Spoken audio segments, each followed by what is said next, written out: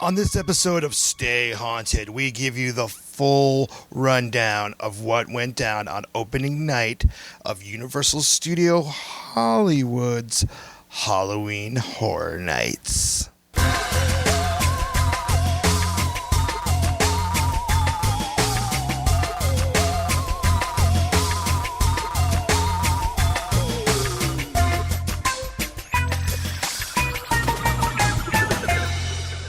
Greetings, I am James H. Carter II, your host here for Stay Haunted, Creepy Kingdoms, podcast all about haunts. In this very episode, we give you a full and complete rundown of everything that went down at opening night of Halloween Horror Nights in Hollywood, Universal Studios Hollywood, that is. Before we jump to that, just want to let you Stay Haunted fans know we have a lot more haunt coverage coming at a very rapid pace over the next few weeks. There will be a brand new Stay Haunted episode at least once a week for the next few weeks, so get ready for that, including our review of Halloween Horror Nights Orlando. That's going to be coming up very, very soon. But enough about that. Let's get to this episode right now.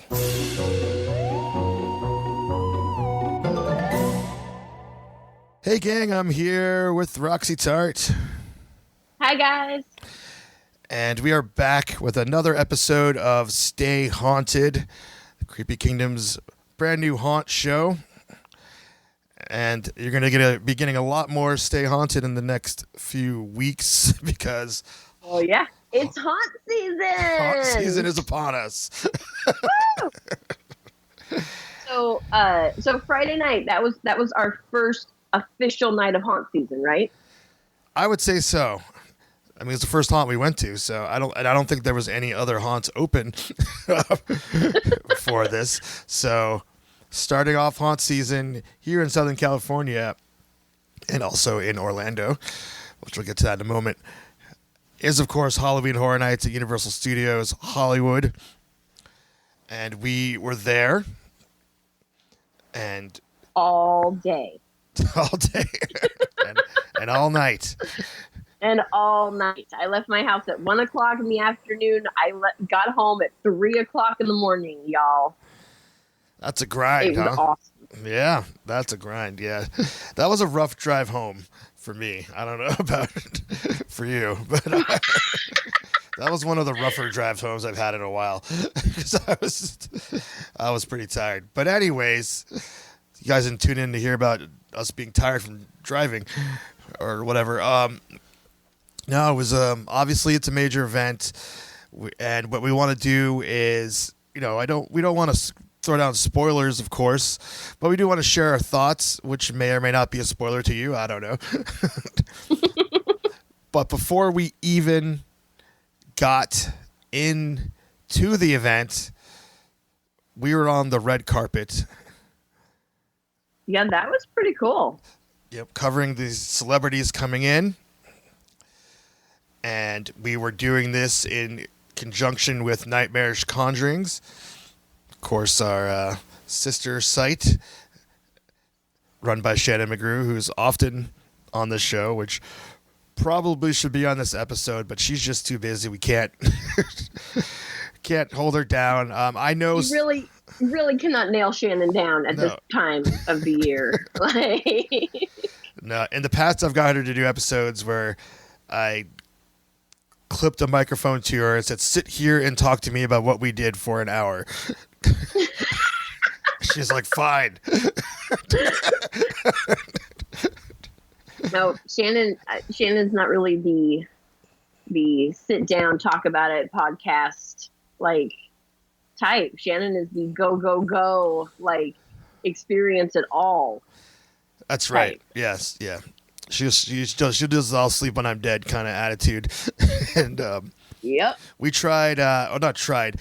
Initially, I was like, oh, let's review the haunts as we come out of them. I know that we did that last year, and things were just a little too chaotic for that.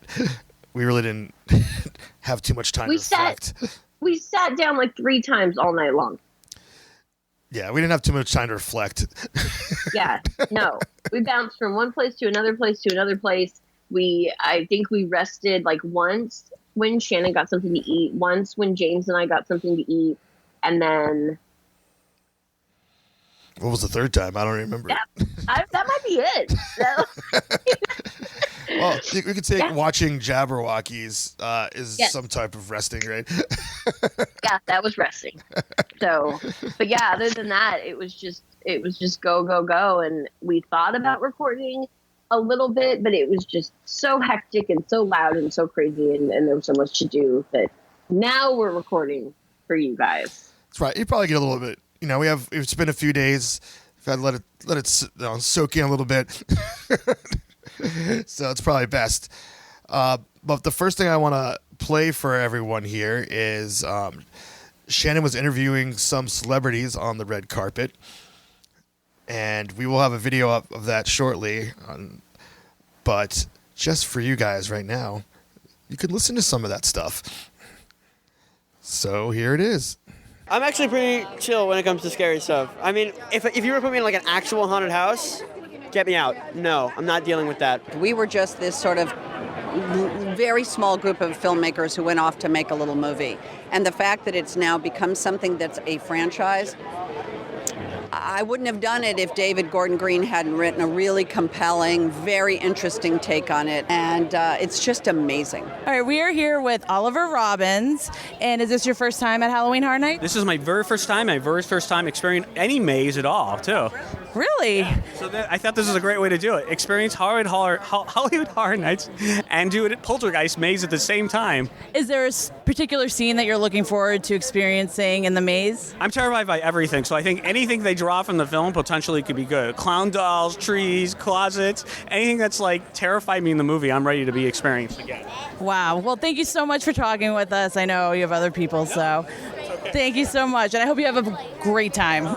Thanks. Bye-bye. Hi. How are you? Good, how are you? Good. I like I'm your Shannon. pins. Thanks. Oh my God. Kind of Wait, a fan. hold on. Oh, sorry. I'm nervous. Hi. Wow.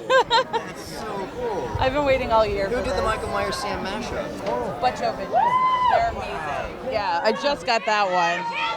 So I know you're super busy, and all I want to ask is, what are you most excited about seeing in the trick-or-treat maze? I'm most excited to see other people getting scared. Yeah? Yeah, that's music to my ears. Now, I know with Krampus there was a Sam reference. Should we see anything in Godzilla? Probably not. I mean, it's more of it's its own universe, you know? Yeah. I wouldn't want to like try and make any claim over it by putting any of my characters into it, but there's definitely a lot of Easter eggs for observant viewers. And I know everybody's asking, like, when's Trick or Treat 2 coming out? And I'm not going to necessarily ask that, but I did. Someday will it come out? It's up to Legendary at this point. I'm gonna have to have If talks with people them. really want a sequel, they should write letters to Legendary. I will write all of them. Okay. Cool. All right. Thank you so much. All right. So my first question for you is, what was it like to be Sam? It was Halloween 24/7. But also, it was Halloween from sort of a villainous perspective. And as a 7-year-old, it's actually pretty fun to explore that because you like see everything from like the evil, the bad guy side. But then it was like it really inspired me to go on with acting. Like I was starting acting because of my love for Halloween. Halloween was where you dress up and become other people. Now, you were so young when you played Sam. So did you actually understand what his role was at the time? Yes. I did sort of have like an old soul when I was younger. I sort of grown into it, I guess. Maybe I'm not. We got some definite excitement again. That was awesome. But yeah, it was definitely like I'm sorry, I can't stop looking at those badges. Those are awesome. Thank you. It's just awesome. And what are you looking forward to experiencing the most in the Trick or Treat maze? Some flashbacks, maybe. Some homage. Maybe. That would be kind of creepy. It'd be like, oh, hey there, you're me. We're here with Chelsea from Unfriended Dark Web. How's it going? How are you? I'm great. I'm really excited. Is this your first time at Halloween Horror Nights? Yes. Yeah. Do you like haunts? Yes and no. I'm a really big scaredy cat. but I've done a couple horror projects now. I did American Horror Story and I did Unfriended now, and so I'm like, okay, I feel like I owe it to the genre to come do a Horror Nights. What do you think is going to be, what do you think is going to be the most scariest part of the haunt, the Unfriended haunt? I don't even know. I don't even know what to expect from the Unfriended haunt. I'm like excited and concerned. Like the whole movie's digital and done over Skype, so I don't know. Is it going to be like holographic? I don't know. Well, whatever it is, I hope that it's amazing, and I hope you have a great time. Thank you so much. Have a wonderful night. It's nice to meet you. Nice to meet you. So I have a confession. Yeah, here we go. All right, I just watched Halloween 4 last week for the first time. Good for you, see? With viewers. Yeah. Fresh eyes, And he did too. He just watched it as well. So yes, to prepare for this. Hi So, back there. what are you looking forward to the most in the maze? Well, I would like to see Penny's Diner, ideally, because that's where Donald sees Michael for the first time after 10 years. And it was an iconic scene for us, so I'm hoping for that. I don't know about you. Gosh, I think I'd like to see Jamie's bedroom. I'd like to see a scene in that where the mirrors and then the hand comes out from under the bed and grabs her ankle. I'd like to see that. Yeah. Now, have you both ever been to Halloween Horror Nights? Here's my confession. I come every year, but it's to drop off my kids. I come every year and I drag my kids with me. It's fair. So what are you, besides the Halloween house, of course, what else are you looking forward to experiencing? I want to see Poltergeist, because that goes back to the beginning. So I kind of am up for Poltergeist. Yeah, I definitely want to see Poltergeist. That was like so influential for me as a writer. Yeah. Hopefully they have the pool. That'd be intense. That would be really intense. Everything about that movie, it's like almost a perfect movie. It is a perfect movie. Yeah. Hi, I'm Shannon. Nice to meet you. I don't know how to pronounce your first name. Malik. Okay, I wanted to make sure. Yeah. We're with Malik. Oh, no, I got it. I knew who you were. I just didn't know how to pronounce the name. So my first question is, what do you think fans are going to be most surprised about with the new Halloween movie? How good it is. That is fair. Very fair. I think, the combination of the amazing cast and talent and behind-the-scenes talent and technicians and all of it has rounded out to elevate a Halloween movie, in my opinion, like we haven't seen before. And I think only since the original, which will always be the blueprint, will always be the classic, I think this is really the biggest statement in terms of sequels that we've done. And do you think that a whole new lineage will begin now that it's all been wiped out and now that he's not the brother anymore? Are you going to start a whole new lineage? You're already asking me about the next one? Of course. Well, of course, that would be fun. It just depends on, it really comes down to how the fans react and if there's still a really strong appetite, because I do feel that there are fantastic characters in this new one. And we could explore all kinds of things. And I'd be the first one to say yes, I hope so. And have you been to Halloween Horror Nights before? I have, yes. We've done a couple years where we did the original Halloween maze here and in Orlando. Oh, okay. And they're doing the Halloween 4 maze in Orlando as well this year. I'll be there at the end of the You month. will, okay. Yes, I'm going there, end of the month too. But, the creativity of what they do and put into these mazes is fantastic. So it's always exciting. So outside of the Halloween maze, is there another maze that you're really looking forward to going through? Blumhouse of Horrors is one of them, because we just worked together on the film, so throw out to Blumhouse.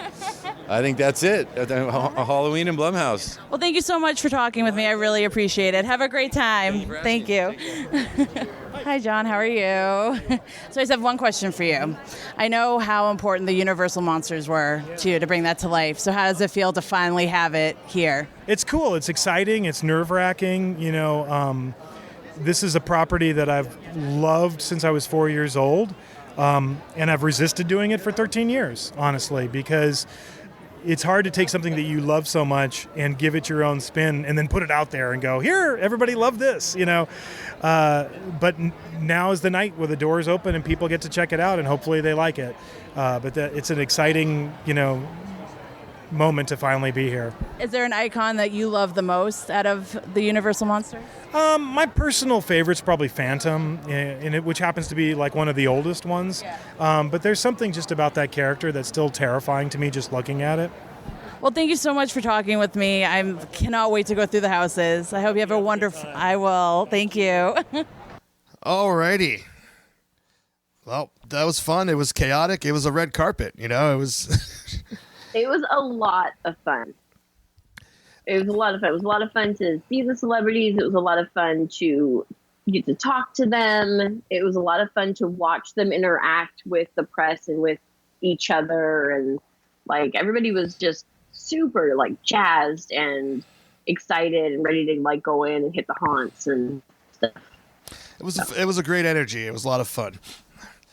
I've done a few red carpets, some at various levels of celebrity.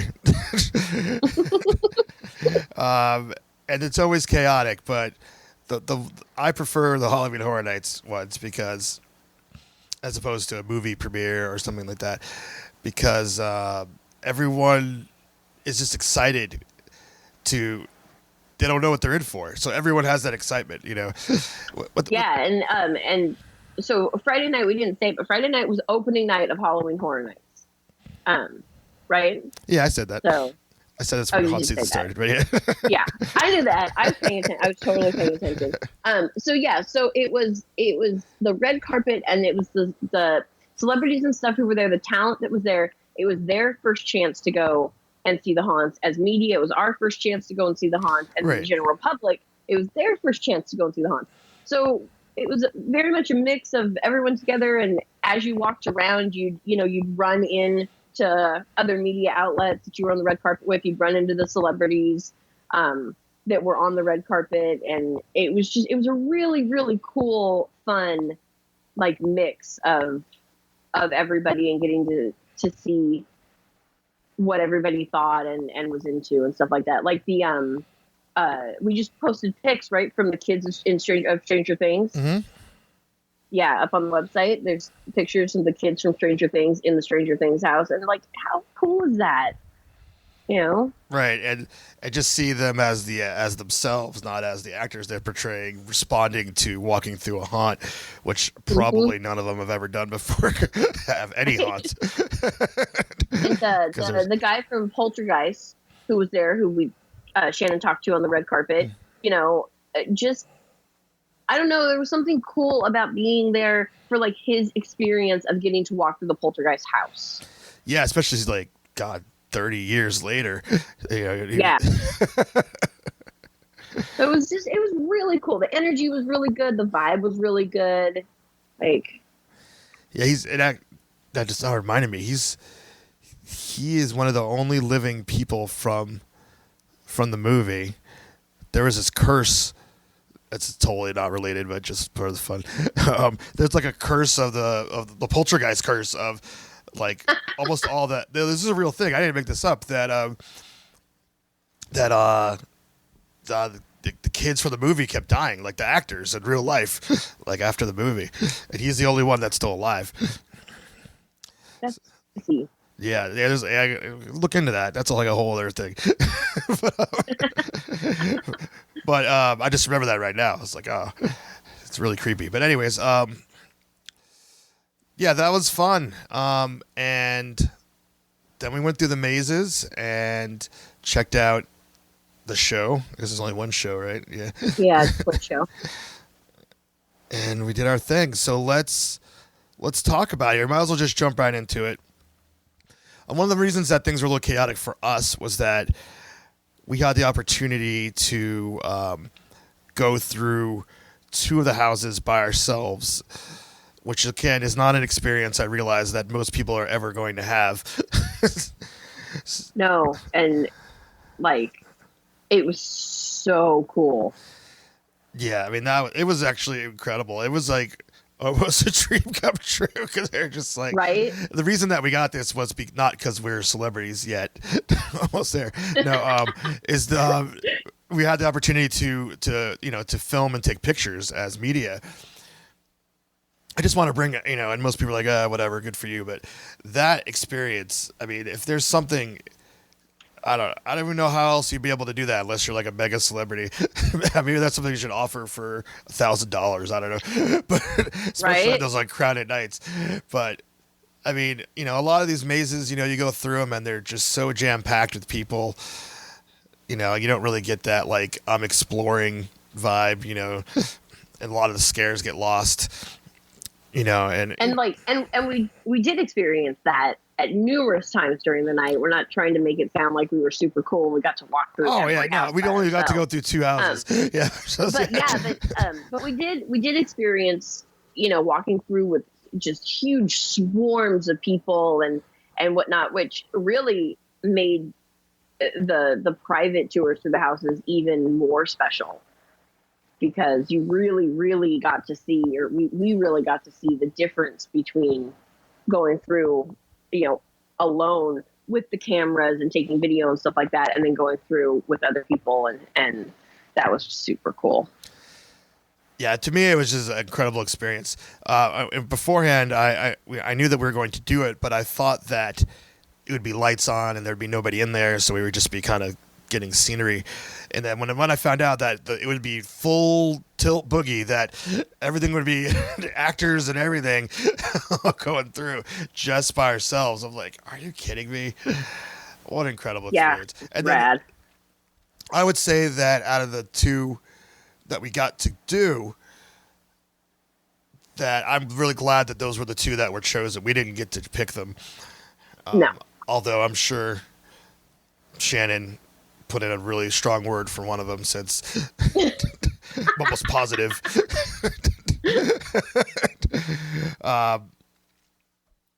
But those 2 ended up being my favorites, and I'm trying to separate the alone experience from it. But even independent of that, I just love them. But where do you? I don't really remember the order that we did things. Do you want to just go the order they have them like listed, as far as your thoughts go?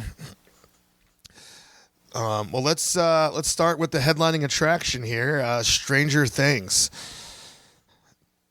Now, the Stranger Things house was pretty cool. That was one that we did not go through with a guide. We went through just like everybody else. Now, I do want to preface this for myself, is that last week, I was invited with other media to get a sneak preview of this maze with the lights on, with John Murdy, the creative director at Universal, or creative. There's a lot of creative words there. Explaining what is going to happen in each room and some of the behind the scenes. That was for Nightmares Conjurings. There's a full write-up on that and pictures. And, even when I got the opportunity to do that, I was so excited. But the little part of me was like, I wish that we had this opportunity like after I went through the maze. So all that being said, I mean, there was no actors, or I didn't know where all the scare spots were. And when I went, with you guys, but I did know the path. I didn't know where we were going. Because we spent about an hour on that tour. It wasn't like a really quick walkthrough. We'd like go in each room and talk about all this stuff.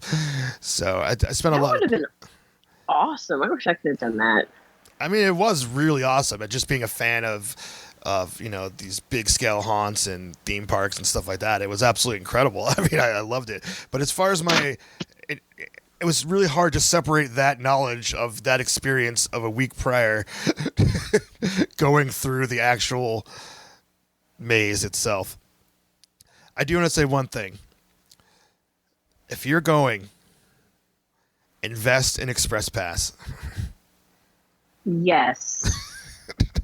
Those lines were crazy. I don't know how much Express Pass actually cost. I haven't looked it up yet. I've actually looked it up yesterday. Did you? How much is it? It's not too bad, actually, because I forget what the regular price ticket is with no discounts. I think it's like 70 or 80 or something like that. I don't know. But what I do know is that the Express Pass, depending on the night, ranges from, and that's with your ticket included, ranges from $169 to $220. So Well, considering that it means that you get to do every haunt, basically, because you're going to have time, and you don't have to stand in a line for 3 hours. Well, not every line was 3 hours, but Stranger Things did hit it. I mean, it's the headlining attraction opening night. Still, though. So with that, I would say for this attraction or maze, whatever they call them, more than anything, Express Pass was a gift. It was, because I mean, I think the standby line was 3 hours. Mm-hmm. And I feel like we waited 10 minutes. Now, that's not common for Express. Normally, but there was just happened to be not that many people on the Express line when we showed up there. And we were prepared to wait an hour in the Express line, because that's usually it's about a third of the wait.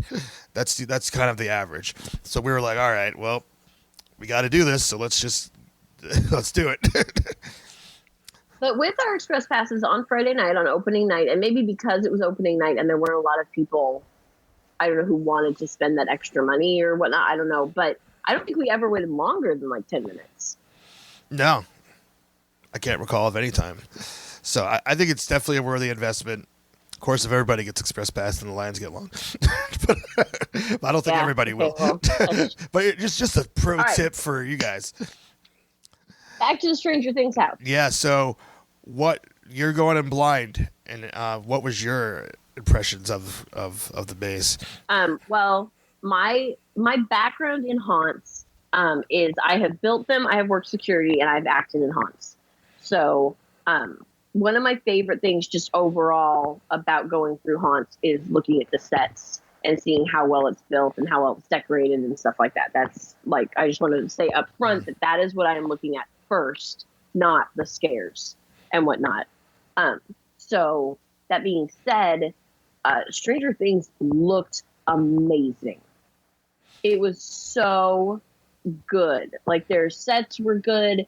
The some of the scenes were inside, like some of the scenes were outside, and they were like, decent transitions between the two. The outside scenes looked like they were outside. Like, you can tell that some good money was spent on like the details of this haunt. I kind of feel like it was set up as though it was a permanent attraction. Like, that's about the amount of detail and money that went into that. Yes, nothing about this attraction seemed temporary. It was just, obviously it's the headlining attraction. It's new for this year, and so obviously, I mean, you want it to look as good as possible, but you almost forgot you were walking through a maze. It very much did not have the haunted house in a tent maze feel that a lot of other haunts have. It was very much like walking through sets. Yeah, it's definitely seemed more like movie sets than that. I mean, that's kind of what Hollywood Horror Nights overall kind of does that, I think, pretty well. But this one in particular, I was like, wow. And so my take on it being, again, and this little, I'm glad you prefaced your background of all this and what you like out of it. Unfortunately, this episode, we don't have someone on here that's all about being scared. We will in future episodes. Roxy and I are not scared by any of the things in there, so that's not what we're looking for out of these. I'm pretty much on the same point with you. I love being immersed in creepy environments, and I like to see how they the new hiding place and how they get you. And I'd say every once in a while, something actually gets you or gets me. But I'm not. I'm kind of immune to the jump scare aspect of haunts at this point. All that being said, so I already saw the sets, but for me, what I was really taken in was the sound design. So that was completely new to me when I was going through. The Stranger Things has such an amazing score to begin with. It's such an awesome 80s score, and that, like I said, I didn't really know where all the scare points were for or hiding places were, so that was like completely new as well. And without giving away any spoilers, the scares in the haunt look really, really good. I don't even want to say what it is that like jumps out at you or anything, because I want people to be surprised. But those individuals look really good. Yeah, it's high quality. I'm sure any fan of Stranger Things could guess what's scaring them. But you never know. You're right. But there was a few other parts where there was other things going on. Again, this is a summary of season 1. They have specified that, so that's strongly implies they'll be coming back, and they might be doing it for a while. For many years, Hollywood Horror Nights was doing The Walking Dead, and their maze would be highlights or characters from the season before, like everything, like for many years. And obviously they have stopped that, as they have now a permanent attraction in Hollywood, and I don't know, maybe eventually in Orlando, I don't know. But so this could be the new thing, and that's exciting. I've heard a lot of other podcasts debate like what direction this is taking Hollywood Horror Nights. Is this more not family friendly, but going after teens, more than the adult audience? And I think, Stranger Things is a huge hit. It's a big phenomenon. Most people love it, all that good stuff. But at its core, when you sit down and watch it, you take all the hype away. That is a horror television show. There are horrific things that happen in the show. It drops your guard it lets you drop your guard because you're so wrapped into the characters and their day-to-day lives. But especially because they're kids. Yeah. You get these kids that are just, kind of geeky, and they're playing D&D and cool. And you let your guard down, and then some crazy stuff happens.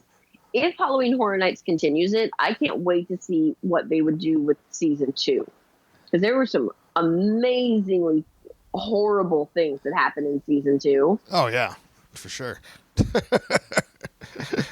So yeah, there's a lot to look forward to, but definitely the headlining attraction. Go there first. No matter what, whether you have express pass or not. Yeah, run, just go. Go straight there. It's in the the lower lot area, so just get in there. This marks the first time at Hollywood that a maze was put inside of a soundstage.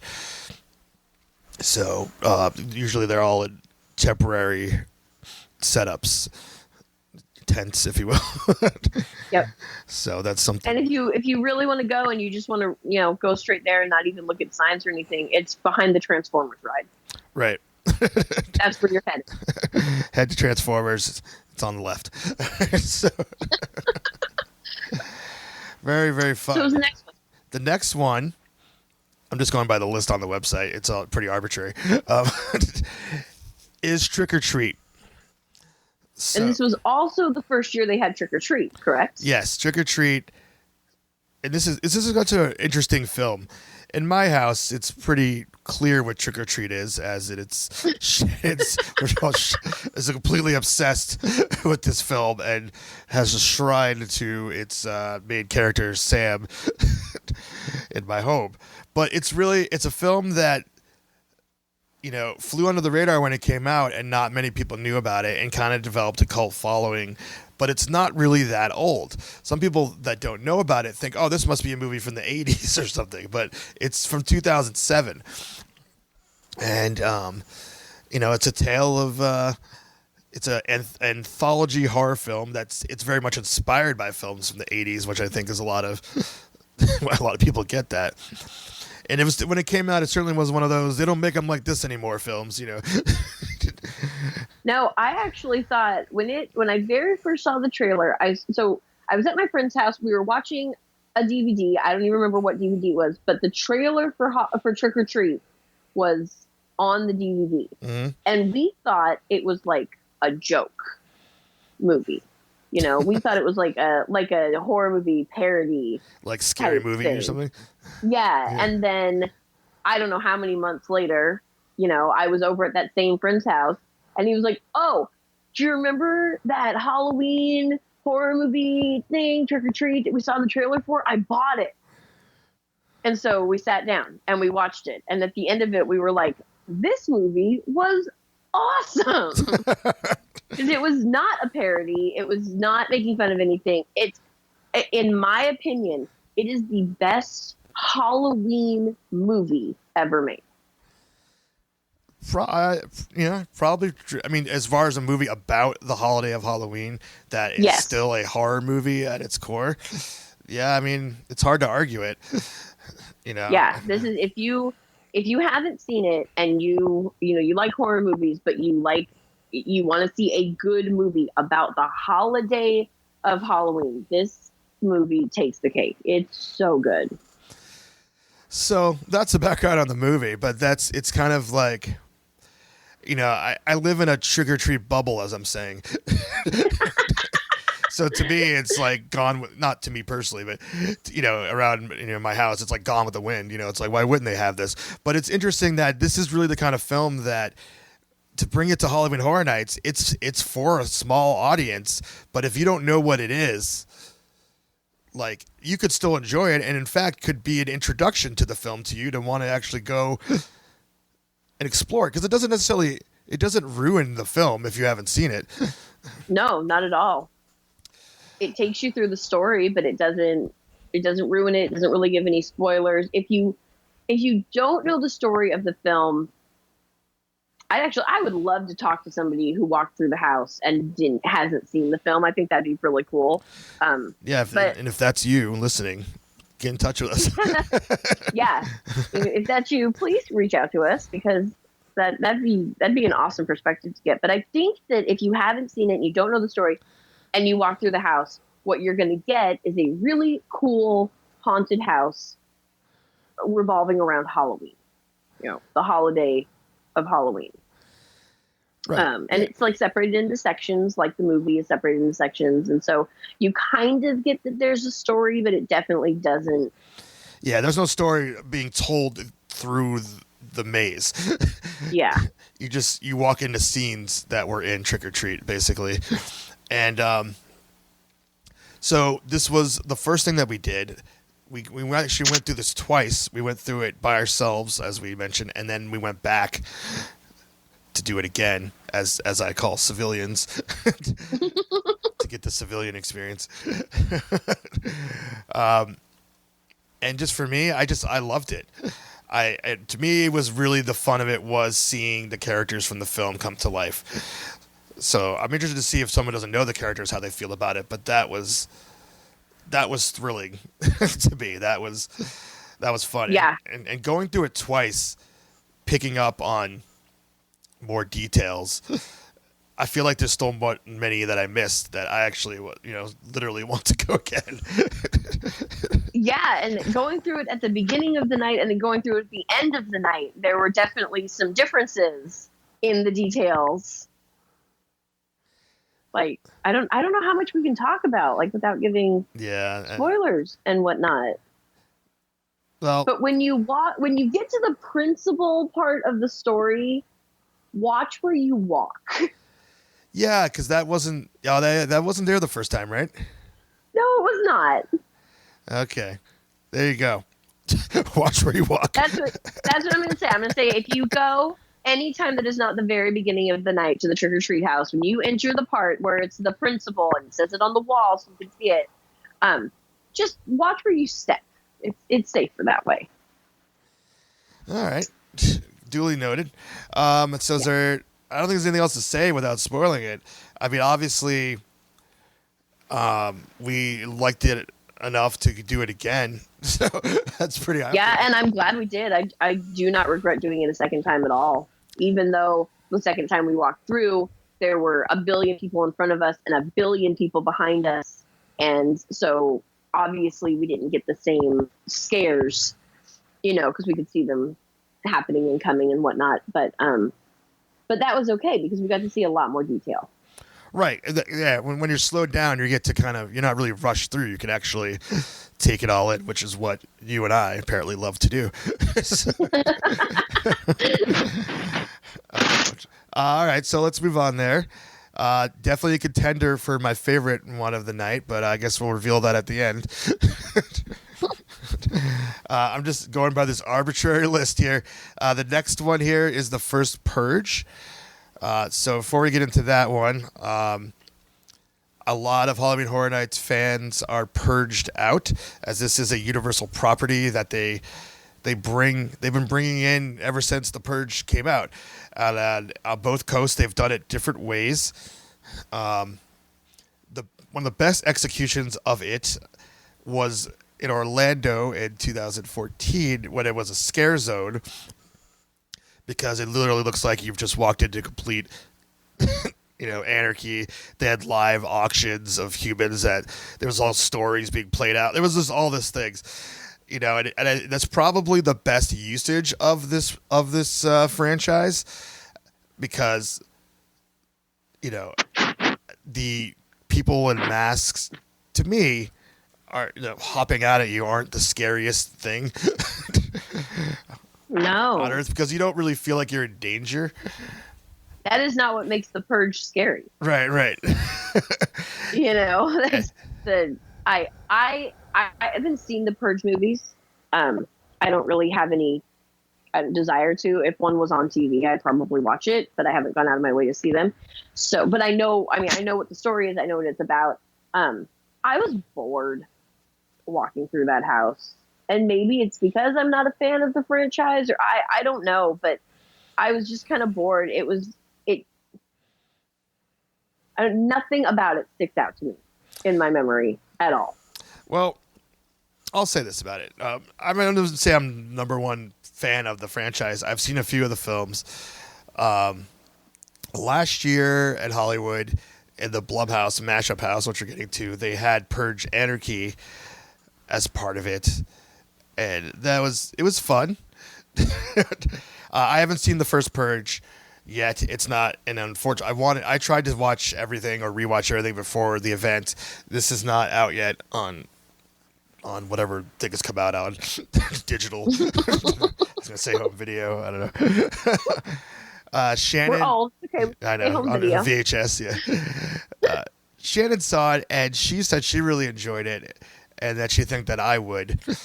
But independent of any of that, as we'll get to, just because the movie is one way doesn't mean the haunt is the same way. That maybe being more familiar with the film would add at least the environments that's going on there. I liked it enough. I can't say I was bored by it, because there were a few very brutal acts that were depicted that were like perfect timing for me. Again, we don't want to spoil, but it's that involve a person killing another person, and they were both actors. A lot of times when someone's being killed in one of these mazes, like one of them is a mannequin or something like that. But okay, actually, I now that you say it, I do remember one of the instances you're talking about, and you're right. That scene was memorable. It came off. It went off really, really well. Right, and I think we had perfect timing for it as well, because it happened like right in front of us. So I liked it enough. I wouldn't say I probably it sounds like I liked it more than you. I think there was one point also where we were walking, and I'll bring this up. It doesn't bother me. It really bothers Shannon and a few other of our contemporaries. Is that the mazes in Hollywood tend to have these long transition scenes where they're just a bunch of black curtains, and to me, it doesn't bother me. Like I don't really know why. I prefer if they weren't there, but it don't bother me. But another reason they don't bother me is that they have started putting some scares in those places.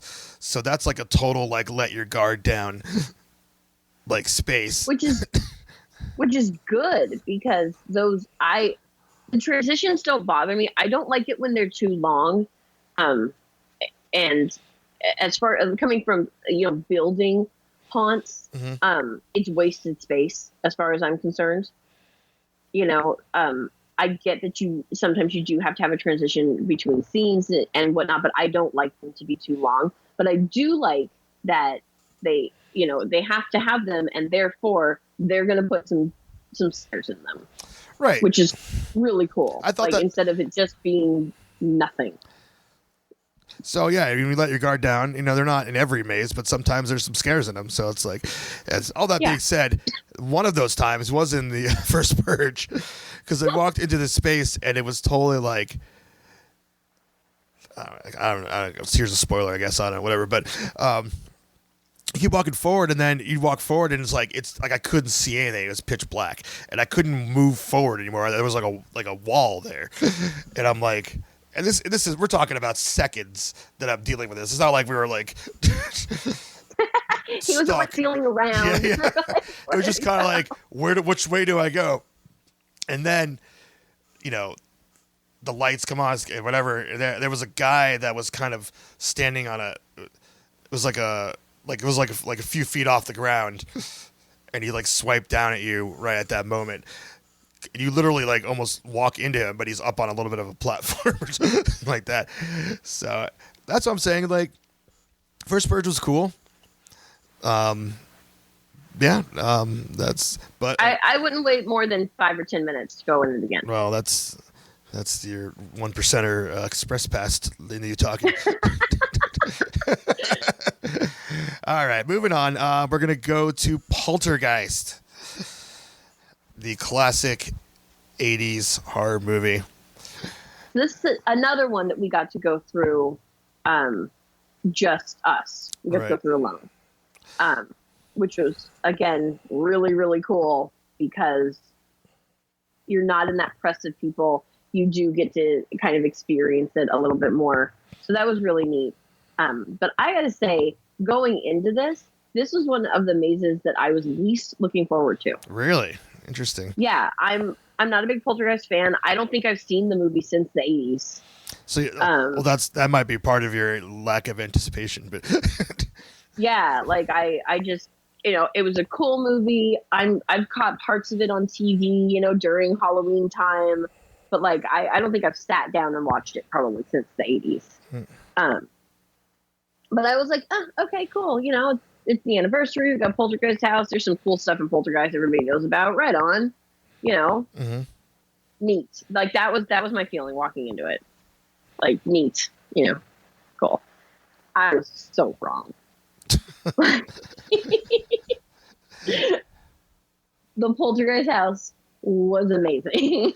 It definitely was. I just rewatched it in chunks because I don't have 2 hours of spare time leading up to the event, up until minutes before you came and picked me up.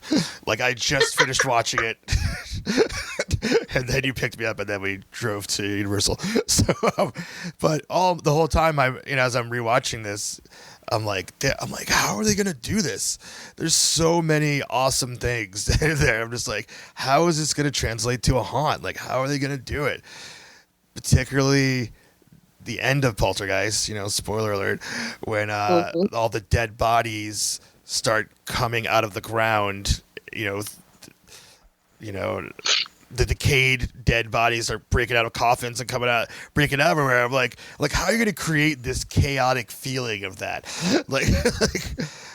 And I'm like, yeah, the haunt has actually inspired me to want to watch the movie again. Oh, well, there you go. Because trust me, you'll watch it again and then you'll be like, oh my God, they nailed it. Now I want to watch the movie again and then go back and go through the haunt again. I mean, every scene that is like over the top is portrayed in this haunt. It's executed so well because so many times I'm like, I don't know how they're gonna do this. I was like, I'm glad this task is not. It's not your task. Not my task to figure out how to turn Poltergeist into a haunt. Oh, go ahead. Sorry. I was gonna say, and one last time we'll talk about this special privilege that we got. The fact that we were going there by ourselves really lent to this like exploration feeling as we're traveling through it's in their house. That's the set. Yeah. It really felt like we're going through like a real house, like a little, like where people live. And that we had a moment to like assess the situation. Yeah. And see what was going on, I feel like, there are haunts that always get backed up because the people going through are scared to go to the next room. Yeah. I feel like Poltergeist is going to be one of those haunts. Oh, definitely. There's a few things where it's just like, it's so unexpected and it's so over the top and overwhelming that you're just like, whoa. Yeah, it was just, and the details, just even the small details were so good. And like, since we got to walk through and we got to film a lot of this stuff, and I had my phone, so I basically filmed all night long, whether, we were with other people or not. But I posted a lot of stuff on the Creepy Kingdom Instagram stories, and I posted some of the stuff on my own Instagram stories. And I have to tell you that the scene that I posted from the Poltergeist house on my Instagram stories, numerous people said that it scared them.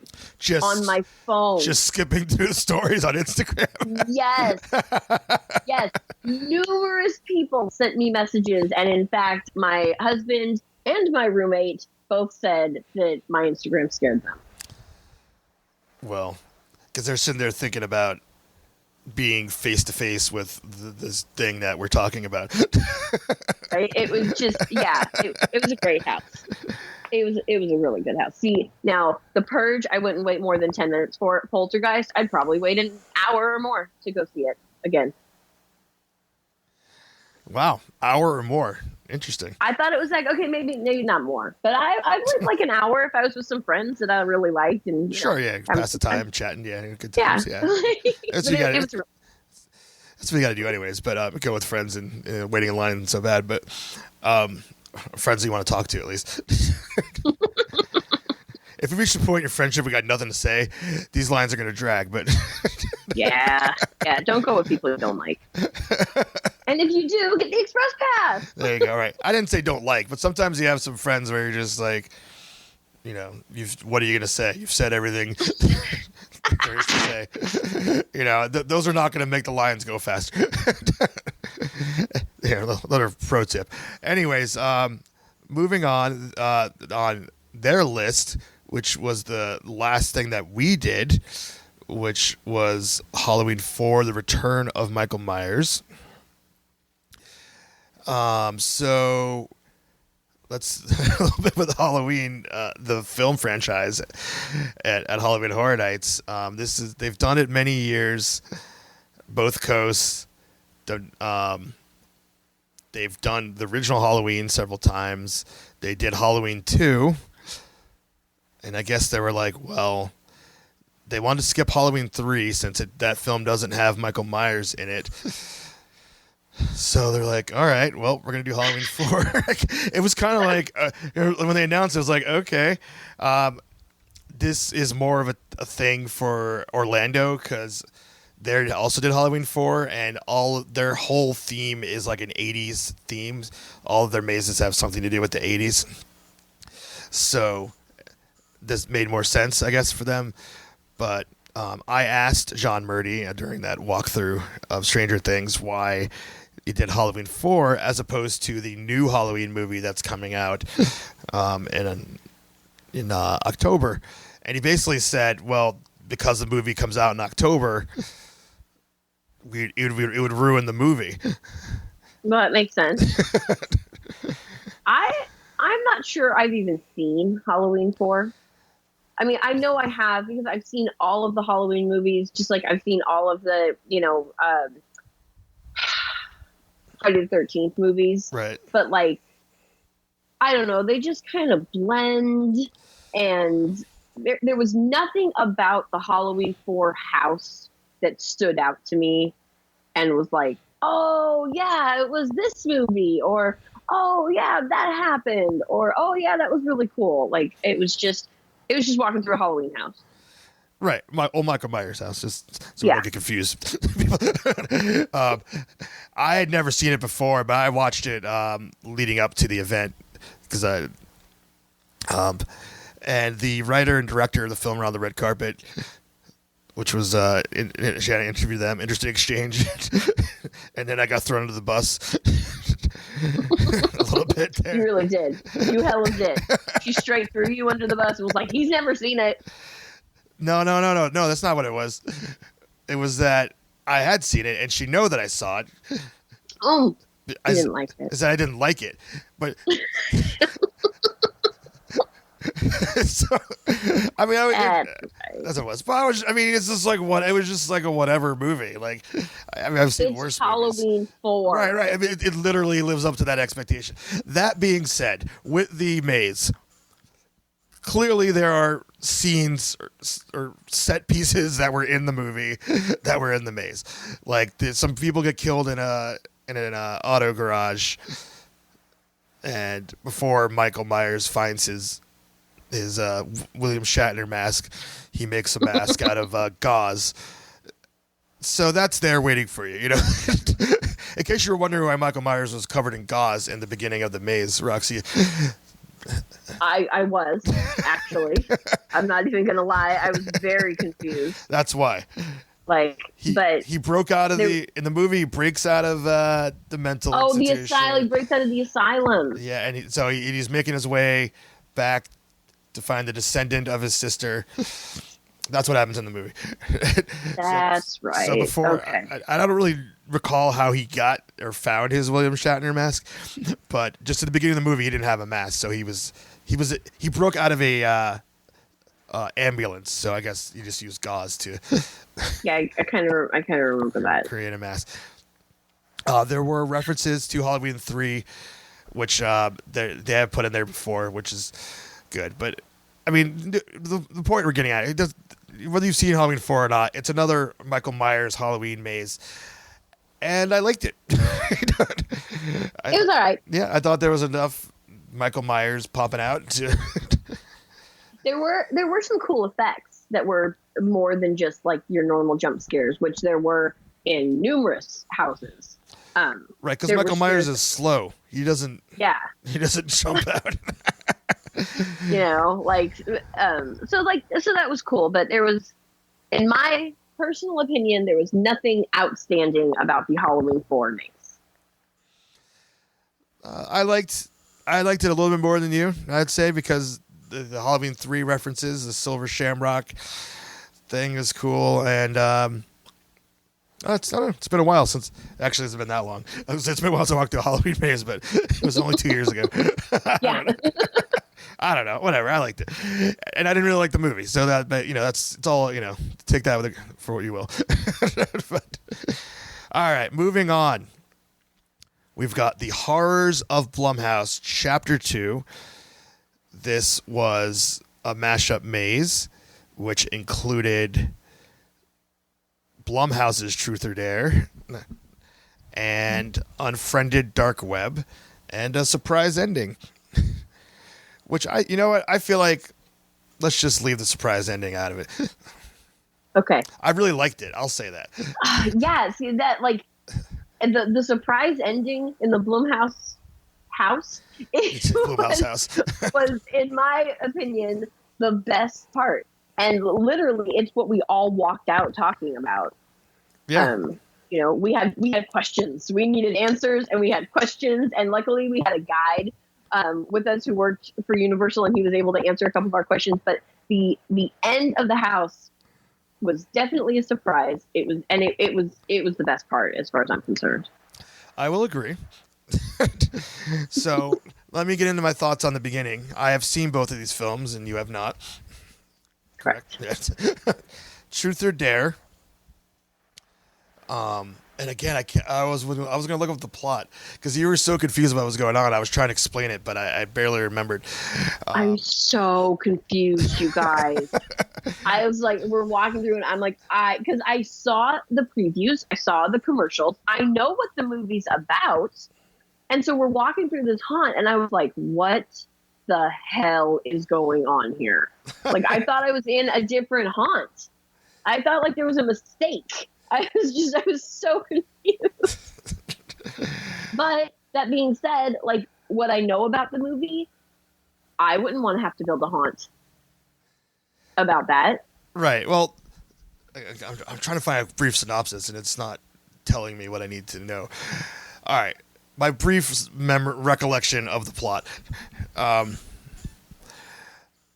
One of a group of friends watches a video online that supposedly somebody gets cursed in some religious tomb in Mexico or something, which makes it so that all of their group of friends have to play this truth or dare game with this mysterious voice that they can all hear and no one else. And if they don't do it, if they just don't do it at all, they get killed. The mysterious voice controls their body and makes them kill themselves. And I think that's all I really need to know. And that is a very horrible, crappy movie. Okay. So what you experience in the Blumhouse one is you start off in that tomb where the curse is set, which would be really confusing to most people because you're like, yeah, it's a movie about playing truth or dare with a group of friends set in modern day times, and you walk into the haunt, and the first thing you see is this like Spanish style Santeria like tomb with all these religious overtones, and I was just like, what is even going on here? I was so confused. Right. But after you get through all that, essentially what happens is that all the deaths that happen in the movie, you or some of them, I don't know, you see them played out. So that being said, that's fun. Yeah. That's why we go, to see people get killed. I mean, it is what it is. I would say that maze was way better than the movie. Right on. So take that with a grain of salt. The next is Unfriended Dark Web. So this film, in case you're unfamiliar, is essentially the whole group of friends getting tricked into doing shit.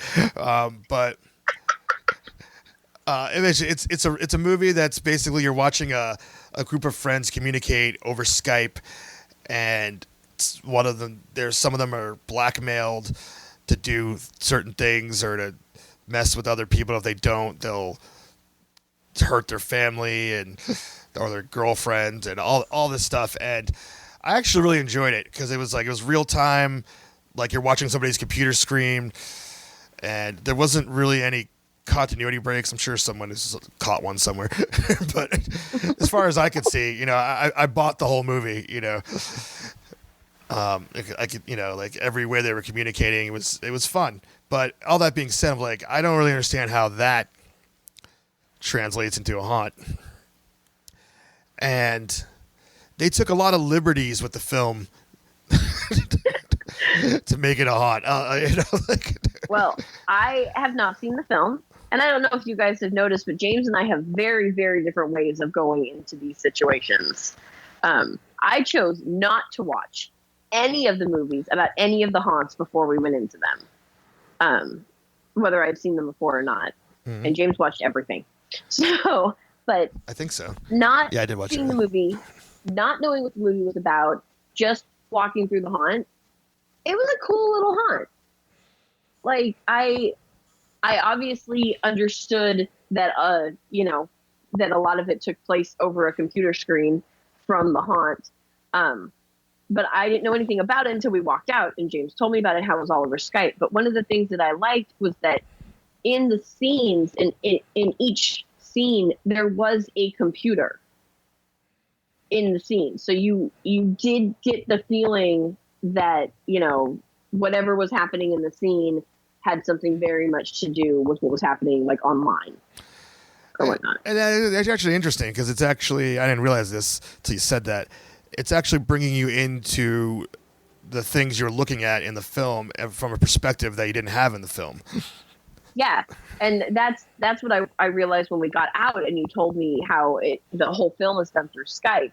Is that we in the haunt, you are walking through the stuff happening in the movie, but you're seeing it from a different perspective. Yeah, that's pretty cool, actually.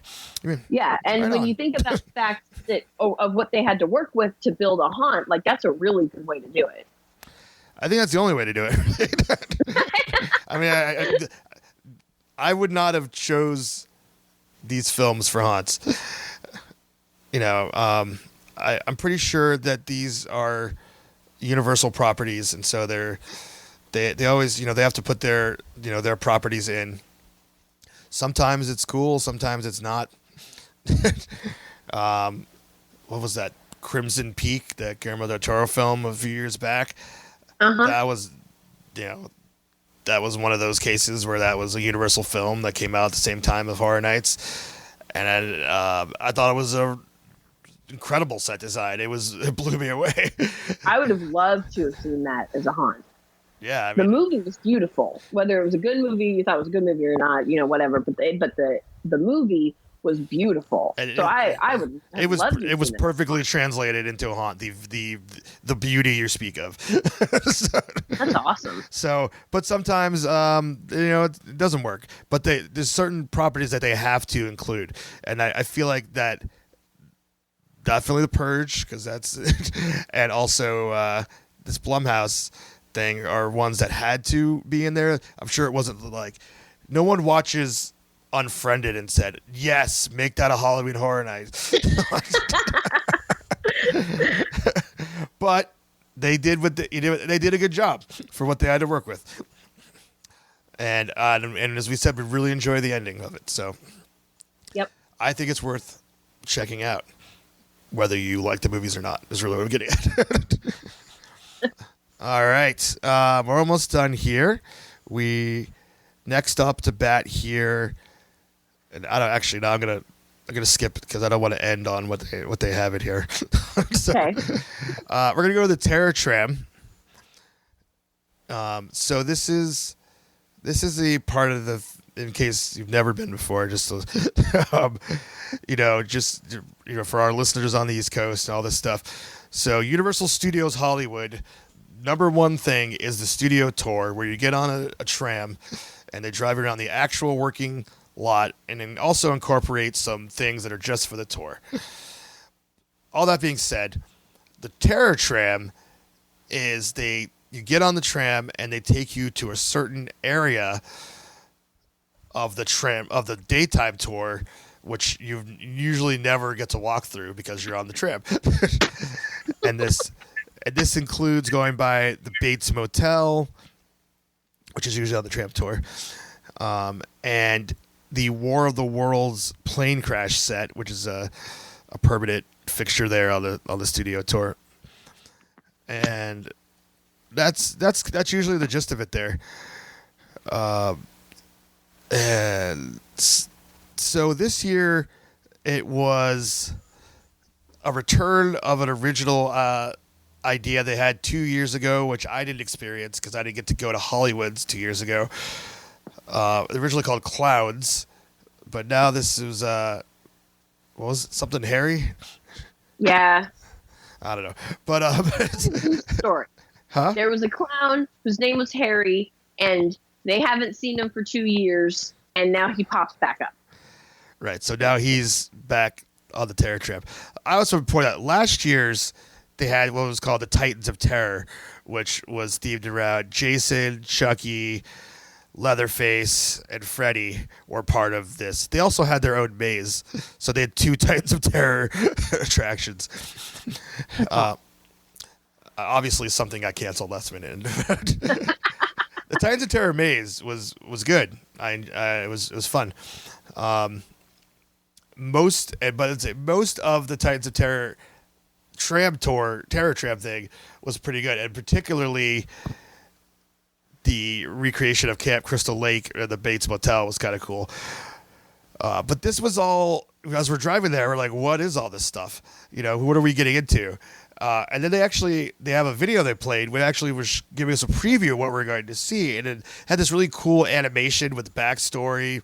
The video was really cool. It was in a comic book art style. Yeah. And they basically told you what houses or what haunts or whatever you were going to see by making each one a different comic book in the video. And that was cool. That was really neat. Yeah, it actually got me somewhat excited because to what we're going to do, because I literally had no idea. That information is not anywhere besides on that video. It wasn't online. Literally had no idea what you're going into. I did not know that we were going to get off the tram and walk. Oh, really? You missed that part? I was not aware of that. And by this time, we're talking, we are later in the night. We have done hours. We have done all kinds of haunts. We've done the entire lower lot. We've gone up and we've done stuff in the upper lot, and now we're going to take this chair tram. And I was like, oh, thank God, a tram. Because I hurt my foot not too long ago, and it's been giving me a lot of problems. And so my heel was just screaming. And I'm like, oh, thank God. A tram. We get to sit down and go on this ride. Cool. No, people. No. Okay. You're on this tram for 5 minutes, if even that. And then they kick you off. And then you have to walk. You walk. Not only walking, you're walking uphill. Up the hill. You guys, okay? Up the hill. You walk through the Bates Motel, that area, and then you walk up the hill to Norman Bates' house. And then you go through 2 other thingies, and then you walk through the plane crashes, and then finally you walk back down to where the tram is waiting for you, and they're like, oh, hey, how you guys doing? I'm a little bitter, okay? That walk up the hill was not expected. Yeah, the first time I did that, I mean, I don't know, it definitely wasn't expected, but it's kind of cool to be able to walk through that area. You can go at your own pace. One thing that we've never done is once at that point you can wait in a line to take a picture with Norman Bates in front of his house. Yeah, that was pretty cool. And that's not so just so everybody knows, this was literally my first year at Halloween Horror Nights ever, and I haven't been to Universal Studios since I was 6 or 7 years old. So all of this was very, very new to me. And if my foot hadn't hurt so bad, I might have asked if we could have stopped and taken the picture with Norman Bates in front of his house and whatnot, because I thought that was super cool. I'm glad that we didn't. I'm glad that we just kept on going. But it was a nice little perk of climbing up this hill. A little reward for your effort. But it was really neat to walk through the Bates Motel set, because as I found out, you don't get to do that on the normal tram tour. You just stay on the tram the whole time. Right. So it was really cool to walk through the Bates Motel set, and it was really cool to walk through the War of the Worlds. That's what it is, right? Yep. The airplanes and whatnot, and that was super cool. And then the other little things were just outdoor mazes that they added on in between.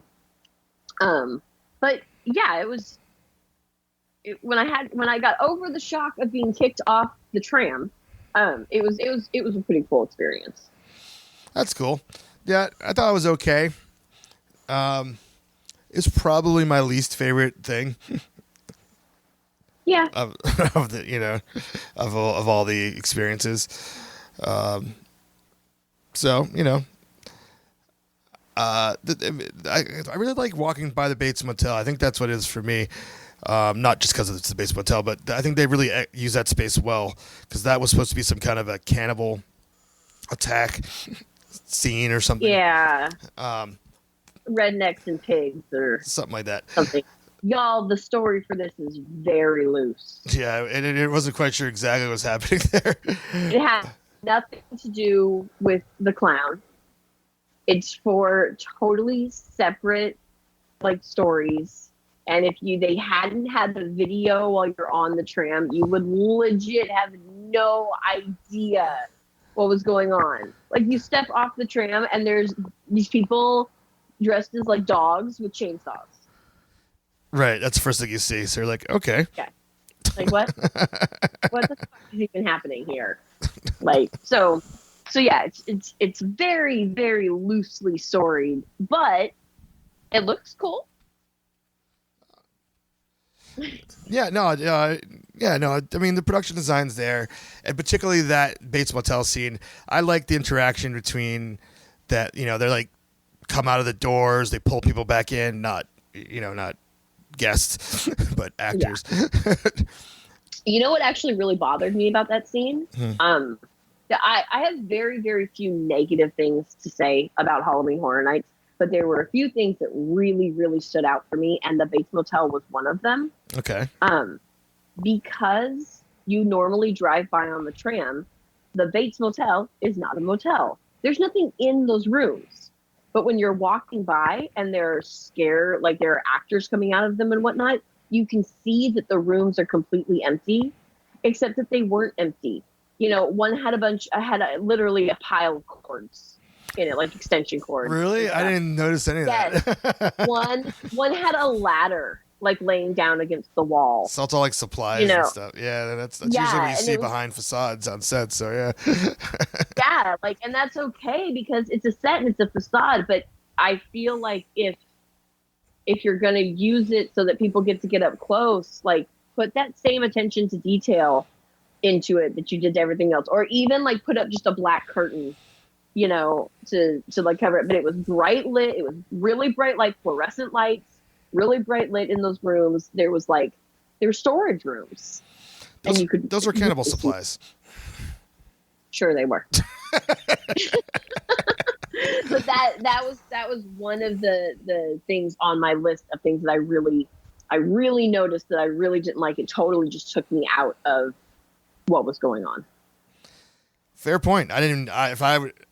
I notice those things everywhere, and that's part of like working in films or just being, just like I always know, I always point out to you, I see the extension cords on It's a Small World. Yep. Like stuff like that. I'm like, how much did I pay to get in here? Can't hide extension cords. So maybe not everybody noticed that stuff, but if I would have seen it, it would have bugged me too. So I understand, but I didn't see it. Yeah, and I, you point that stuff out to me all the time. I don't normally notice that kind of stuff. So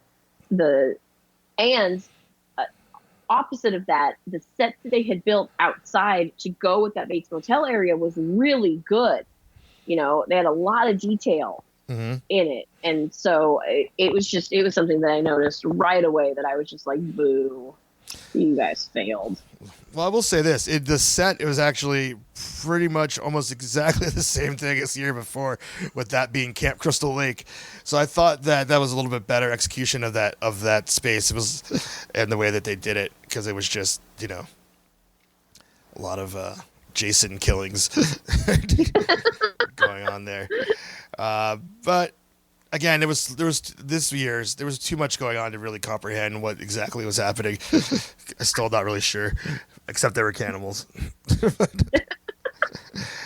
I don't really know. All right. I mean, that is what it is. I don't think there's much more to say about the terror tram, except got to sit down for a little bit. So, yeah. And then you walk up the hill. Right. I would say, if you had to skip one, this would be the one I would say. Yeah, I would skip that one if I had to skip one. I would skip. I'd probably do Halloween again before I do the Terror Tram. I'm not sure I'd do the Purge, but okay. Wow. Well, we'll see. We'll see what you do again. All Terror Tram all night.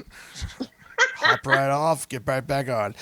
All right, so winding it down here, before we get to the actual final maze, the year-round attraction they have here is the Walking Dead attraction, which opened up a little bit ago. I try to go to this whenever I go to the park, for one, to get a little bit of haunt in the non-haunt season. but I really wanted to analyze it and see how different is this during Halloween Horror Nights. And I really don't think it's any different. No, there was one difference I saw. What was it? I think I mentioned it to you. Do you remember? I don't remember.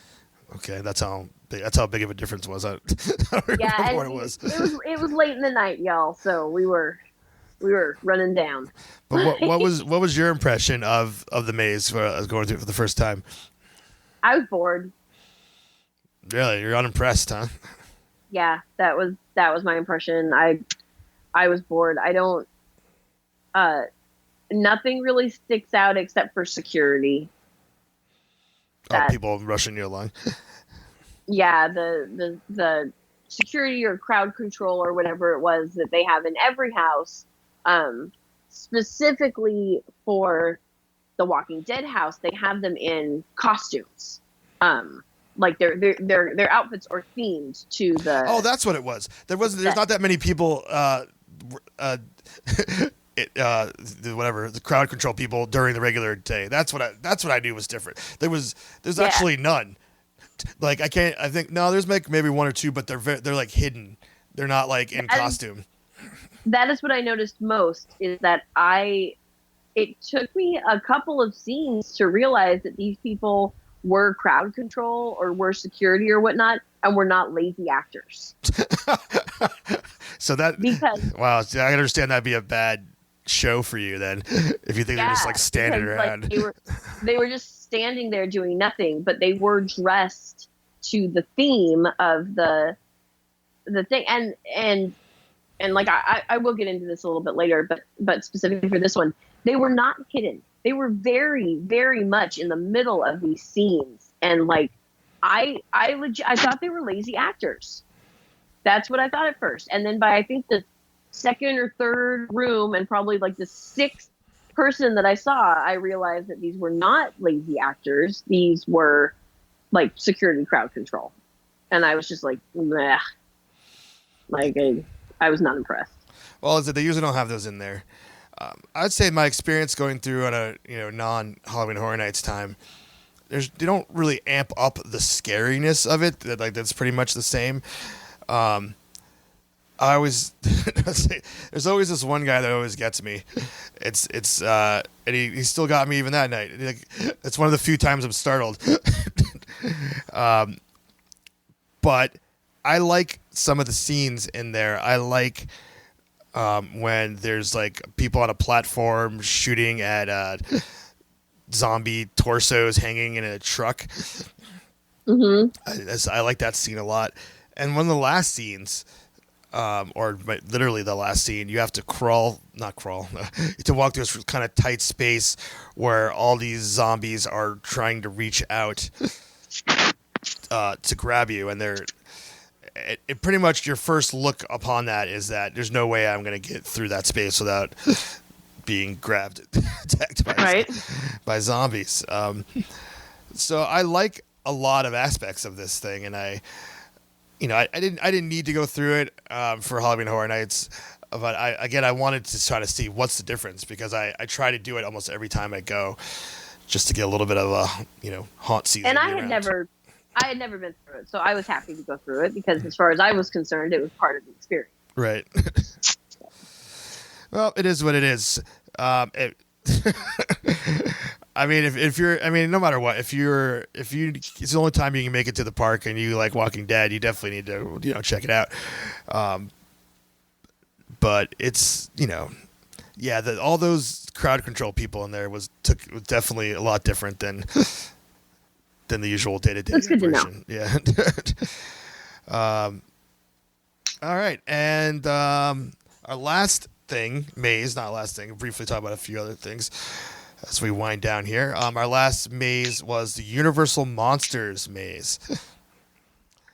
So this was another one, like Poltergeist, that I wasn't really looking forward to, because, the Universal Monsters are an old property, and they're done basically every Halloween at every haunted house. You've got Dracula and Frankenstein and the Bride and the Wolfman, and they've been done a million times. So this was another one that I was like, it'll be cool to walk through and like see them, but I wasn't really looking forward to it. And again, I was totally wrong because this house was so good. Yeah, I don't want to this is the first time that Halloween Horror Nights has done a Universal Monsters maze with their own. I mean, everyone rips them off and takes their characters, but this is the first time. There used to be a House of Horrors that was a year-round walkthrough before Walking Dead, which was similar to this. But this is the first time Halloween Horror Nights specifically has done this, and it was a lot of fun, and you go through a lot. I mean, at first I wasn't expecting to see as many of the Universal monsters as we did. No, not at all. Like, what was it? The Invisible Man? Yeah, was in there. I didn't expect that. That was not a property that I expected to see. Yeah, I mean, they had them all. I mean, all the ones you think of. Phantom of the Opera was a cool set piece to walk through. What they did with Frankenstein and one of the things you captured in particular. Yeah, it was really cool. That was cool. Yep, and the entrance room to the Frankenstein part. There's a thing that they do that is really, really neat. And then the secondary room to it is where the bride is. And that whole room is beautifully, I mean, every room was beautifully done. I was blown away. Like, production wise, the scares, the surprises, the properties, I was totally blown away by it. Yeah, this was a passion project of John Murdy's. And he was, when asked about it, he said he was reluctant to do it for so many years because he didn't want to mess it up. And I think everyone is very satisfied. Everyone we talked to that went through it really enjoyed it. Yep. Apparently the music was done by Slash, and I don't really remember the music at all. Oh, yeah. Nothing really stood out. No, I do not remember the music at all, which, I mean, I guess on one hand is good because it means that it really lends itself to right, to the property. When I think of music by Slash, I just figured like guitar solos incorporated all over the place. Right. But no, it was really, really good. It was in my top for sure. Yeah, that's one I desire to experience again because it seems like there's a lot. Yep. Of things that I'm sure we missed.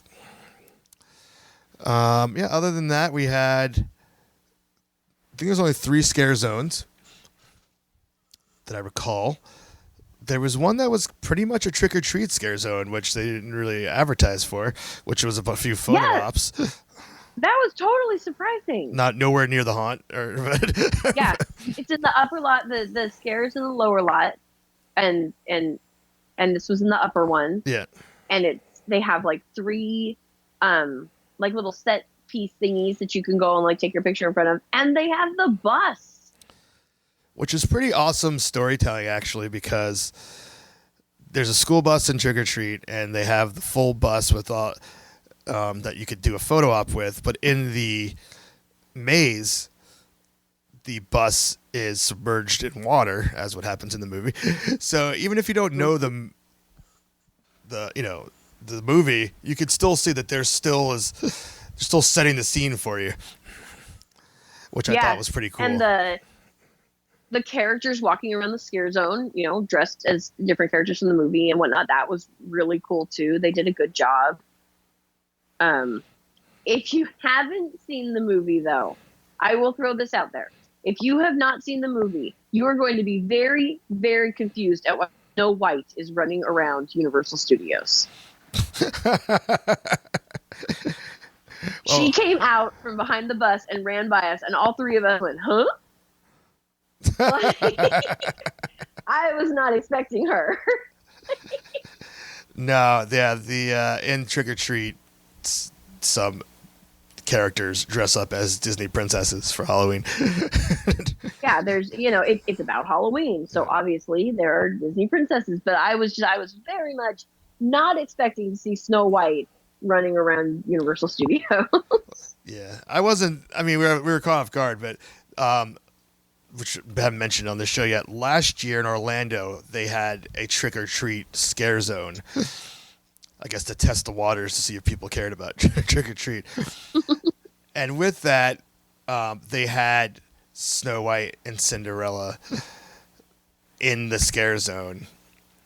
I mean, it's hard. I don't want to ruin the movie. I mean, I could care. I mean, we're not spoiling the Hollywood Horror Nights. I could, if I ruin a little bit of the movie, that's not, whatever. But the characters that dress up as Disney princesses transform into something else. So at the scare zone, they were kind of like right before they transform. They weren't quite there yet. But the Snow White we saw was not transformed into anything. It was straight up Snow White. Yeah, it was just Snow White running through the park. Like, it felt very out of place. I've seen the movie. I know why she's there. I know, I know the story, but it was definitely something I was not expecting to see at Halloween Horror Nights. Well, you saw it. So then we had, I don't know what the name of it is. It was outside of the Universal one. It was some kind of like French themed thing. Oh, it was a theater.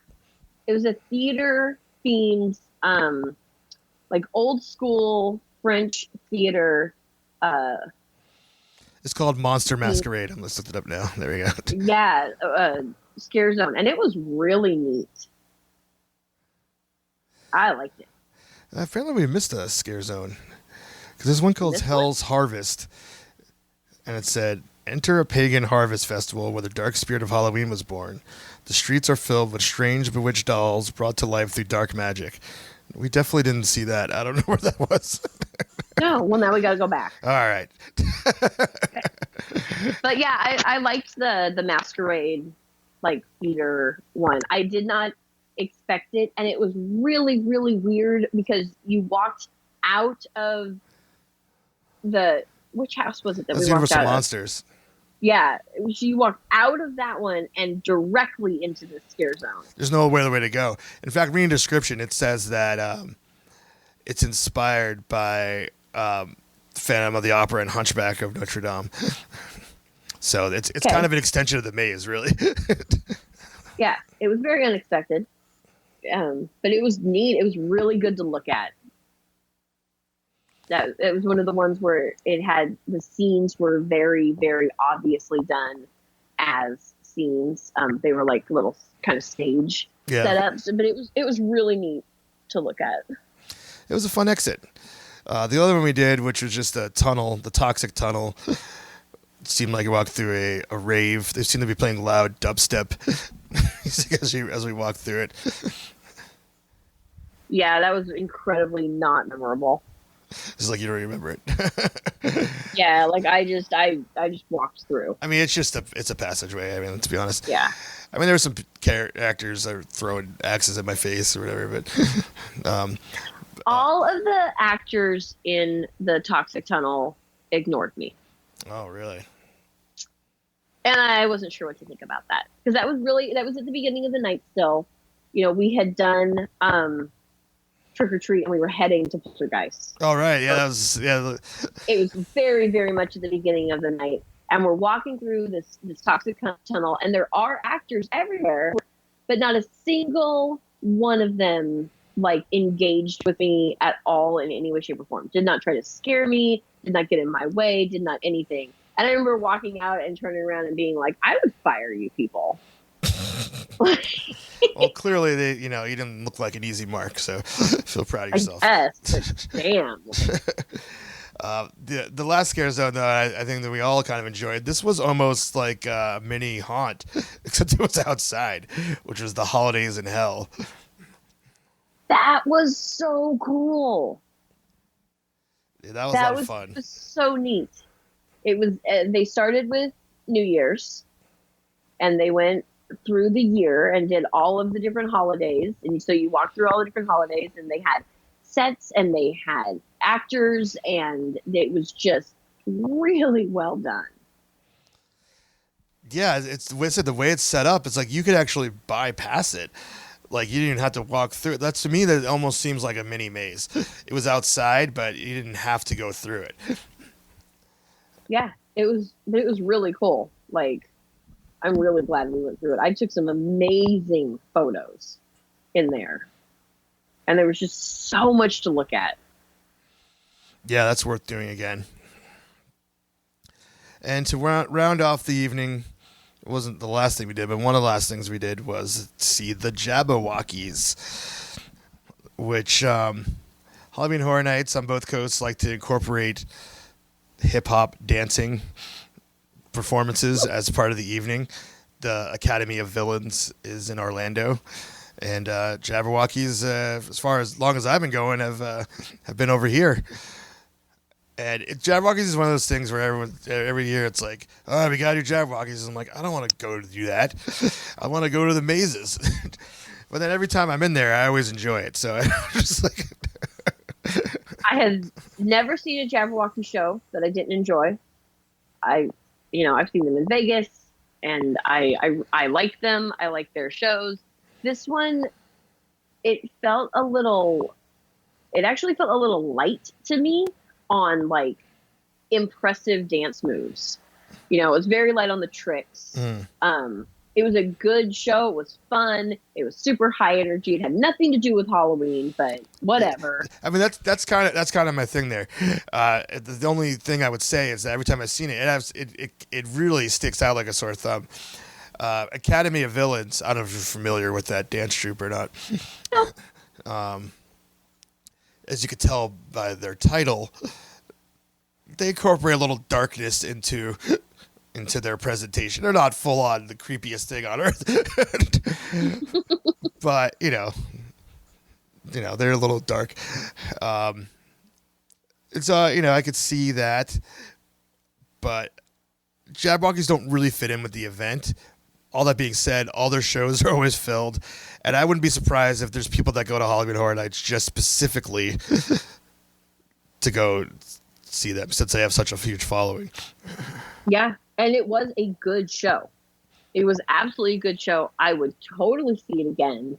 But it was not the best Jabberwocky show I've ever seen, and it had nothing to do with Halloween or Halloween Horror Nights or anything like that. So I was a little confused, but it was still a really fun show. It's almost, but what's funny is that in fact it has nothing to do with Halloween, except that they wear scary masks, or they're not scary, but creepy masks. They wear masks. Yeah, is that it really it's like a contrast thing, It really breaks if you're just getting hit with the same thing over and over again. The same type of thing, it gets to be maybe a little monotonous. If you throw in something that's like really left field, you appreciate that and the other things you're doing. Yeah, and I highly suggest going later on in the night, because you get to sit down for 20 minutes or something like that. Yeah.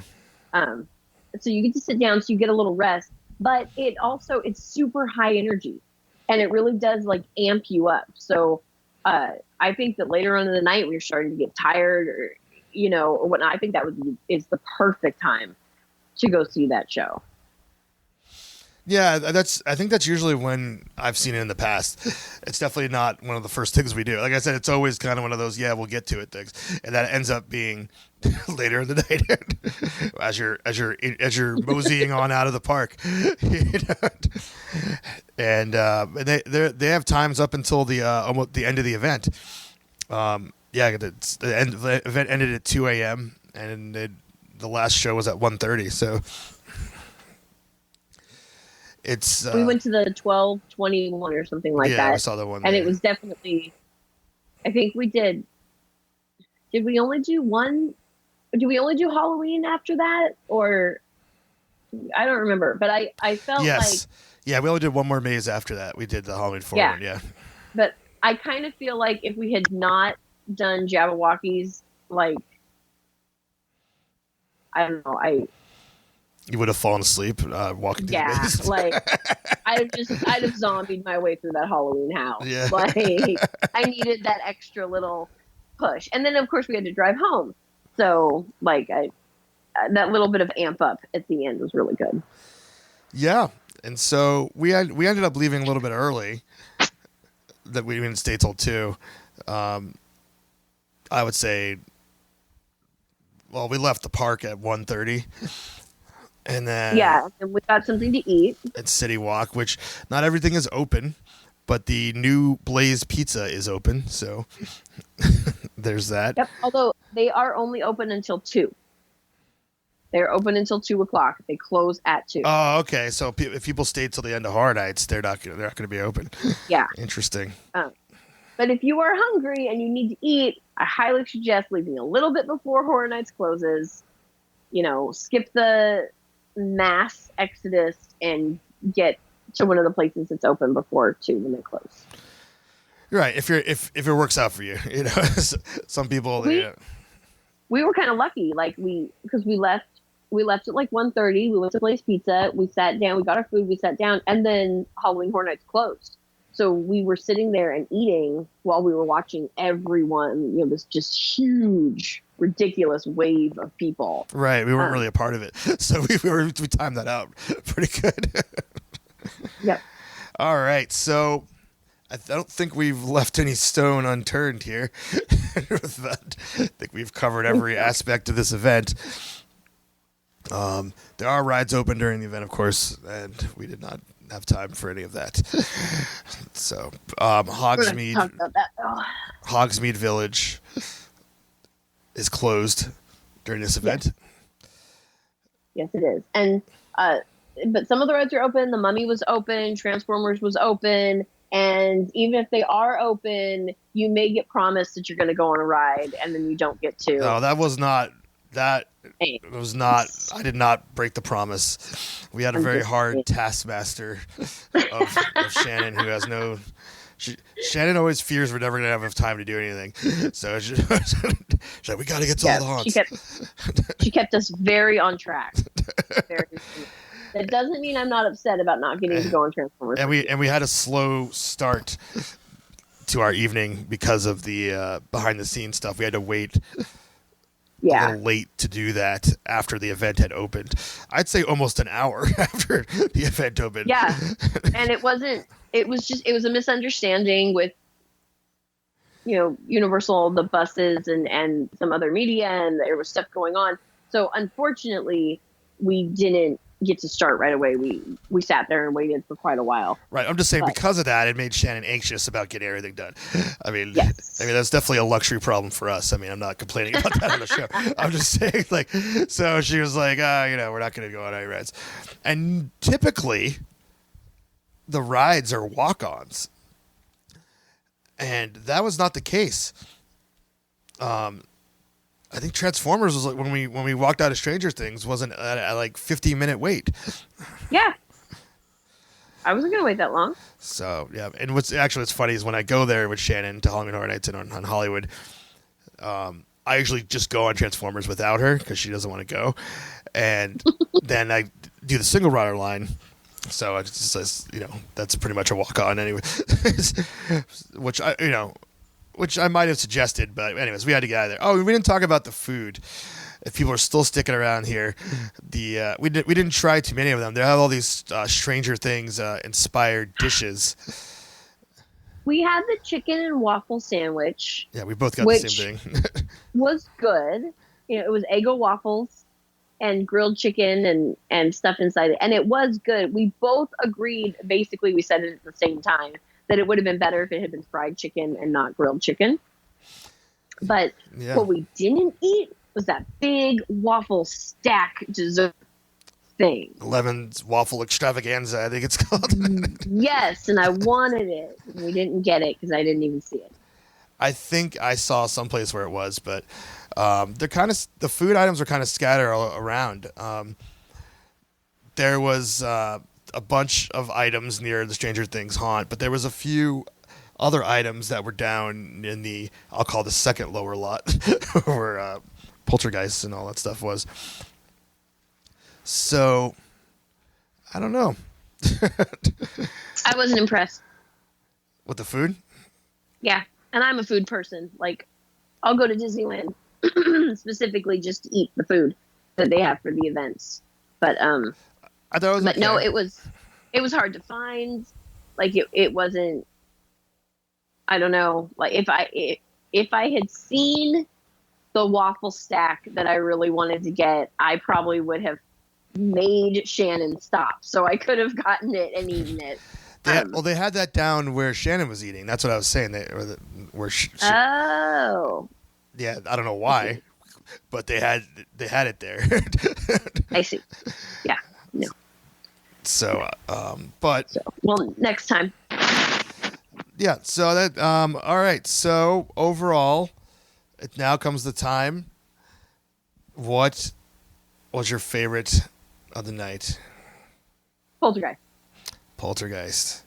Poltergeist is my favorite, followed super close by the Universal Monsters one. Yeah. Which is funny because they are the two. That's funny. That is funny. Your expectations were so low that I was really looking forward to Stranger Things. I was really looking forward to Trick or Treat. They were both amazing houses, but they just didn't have the impact on me that Poltergeist and the Monsters one did. Yeah, to me, I'm really, really tied between Poltergeist and Trick or Treat. In fact, I'll give it to Poltergeist, but barely. And I'll say but barely just because the Trick or Treat just gave me this overwhelming sense of joy being in there. It was so much fun to be in there. I just loved it. But the things they did in Poltergeist, like everything was a hit. There was not like a lame part of the piece, Yeah, no, there really wasn't. and like I was saying, I was like, I didn't know how they were going to do the end of the movie with the people coming out of the dead bodies coming out of the ground. It's pretty much impossible to do in a walk-through maze. And what they ended up doing was a perfect execution, Yeah, and there was a type of scare. It's actually the one that was on my Instagram that scared people. But that type of scare actually happened twice in the house, and a lot of times I don't like that. I don't like when you use the same effect twice because you've already seen it once, and I feel like it loses it the second time. And I did not feel like the second time it went off that it lost any of the effect. I didn't because I just watched the movie again. They were specifically referencing something from the movie. Mm-hmm. So it worked in that regards. And they don't have any children in any of these mazes or they don't have actors portraying children. Mm-hmm. Which I don't know. I don't know how I feel about that. I mean, I don't know if it's a pro or a con. I mean, clearly they're just stationary mannequins. They're not. If they actually had animatronics in there, that'd be a totally different story. But they're the children are portrayed as stationary mannequins, so it's the Carol Ann one worked really well. Yeah, because you're seeing her from behind. That's all she. But opposite that, in Stranger Things, the 11 one, you actually walk like past it and you see it basically 360, and I didn't feel that went off well at all. Yeah. It was very much, this is a mannequin. Like there was nothing behind it. And the scene that it was in the show was a really powerful scene. And I just didn't feel like it had anything to it. Well, I guess for the people that have experienced it, we'll know what we're talking about. My thoughts on that were, it wasn't really awesome 11 moment, but it was kind of like you're seeing something play out and you drop your guard because you're like, okay, this is happening with them and not to me. and then when you drop your guard, the other participant in that scene like comes at you. Oh, I think I missed that. Oh, you didn't have that happen to you? Yeah. No, not at all. As far as I was concerned, I walked by a mannequin in that scene, and there were some light effects, and it was very lackluster. So I saw that happen. Like, I don't know if it happened to me particularly, but I saw that. You're just kind of like, okay, I'm gonna walk by this play out, and then it's like, oh, you think you're safe just because Eleven's doing her 11 thing? Yeah, no, I did not experience anything else in that room. So knowing that there was something else in there and that's how it was supposed to be set up, now that's a little different. But yeah, no. Other than that, I don't really know how to recreate that scene and have it be scary. Right. You know, so I don't really know. I don't know what else to do. So all that being said, to all the show, a lot of these same mazes are at Universal's Orlando's Halloween Horror Nights, and they do not do the same things. The two parks, they completely do their own thing with barely consulting each other on how they're doing it. So I'm very curious to see how they execute Stranger Things, Trick or Treat, and Poltergeist. Those three are at Orlando, which I personally won't get to experience until the end of October. But we did have a Creepy Kingdom contributor on the scene, contributing to our Instagram stories, who we will. Yeah, it was pretty cool. Just go, I don't know too many accounts you follow that were at both events at the same time, but we were cranking out the the live content there. We will have a spoiler-free review of Orlando coming soon, as our contributor Sabina returns back to California, and I talked to her about her thoughts, and it will be spoiler-free because I do not want to be spoiled. Yep, we do our best to be spoiler-free. Sometimes it's really hard, you guys. I think that we did. I mean, this episode. I mean, if you want to go in cold, you won't listen to a review episode of. That's very true. That is very, very true. But we're not. There's, we gave our thoughts, and the whole thing about our opinion is you might have a totally different opinion of mazes. We're just saying what we thought and giving our critiques.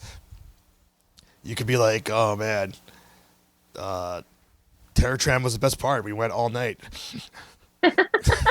We just wrote it over and over and over. We're like, screw the rest of this. I'm just going to keep going. Anyways, this was my favorite year that I've gone to Hollywood's Halloween Horror Nights. This is my favorite year that I've gone. Oh, how weird.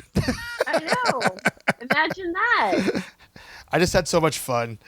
I thought, the fun was there. I had a lot of fun. It was. I definitely want to go back. I wasn't sure. I wasn't sure what to expect. I've never done this before. I haven't been to a haunt in probably over a decade at all. When I stopped working them, I stopped doing them. Mm-hmm. So, whatever. But I didn't know what to expect. I didn't know how I was going to feel about it. I didn't know if I was going to like it. But I did expect that I was going to go this night for the media thing and then not go back. And I totally want to go back. So. And I want to go back as well. And I can't really say that I had that feeling the last times I went. Not that I didn't like it. I just was like, I got my fill. Yeah, you did it, and it was cool, and it was done. Right, and yeah, now I'm like, there's things I want to go back and do again, as we've stated, particular things. And I want to go back with a group of friends. I want to go back with people who get scared. We were talking about it in one of the haunts. I don't even remember which one. The girl behind me was so scared. She was so nervous, and she was so scared, and she was just clinging to the girl next to her and almost on the verge of tears. And all I think was, I wonder what it's like to experience this stuff like that. I don't know. Because I don't know. I can't even imagine what it's like because I've never done that. I've never experienced it like that. The first haunt I ever went to, I worked. Oh, really? Wow. Yeah. I've never been to a walk-through haunt without the experience of being there behind the scenes, building it, seeing it with the lights on. Every haunt I've ever seen my entire life has been, that experience was first. Wow, it's interesting. Yeah. Yeah. So like we were talking about, we would walk through the haunt and I would know exactly where the breaks were, where the doors were, where the scares were going to be. I can note in my head where we are in the house and compare it to where like the middle, the behind the scenes like row is. It's just totally natural. So. No, it's interesting to see that Hollywood Horror Nights follows the same way that whatever haunt you were working at 10 years ago in North Cal was doing. Quite a few of them. But yeah, no, it was a lot of fun, and I totally want to go again. Well, it's going till November, so haunt season just started. Woo, let's do it. So that's our review. I think we have nothing more to say. So get hyped, get ready if you're able to go, because it's going to be a good time.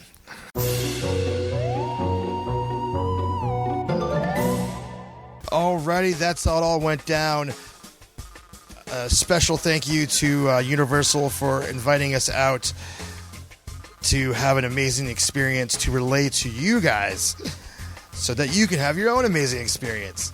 If you want to check out some pictures, our video highlight reel that we produced for nightmarishconjurings.com. But guess what? We're going to have all of that stuff in the show notes, which you can find at creepykingdom.com.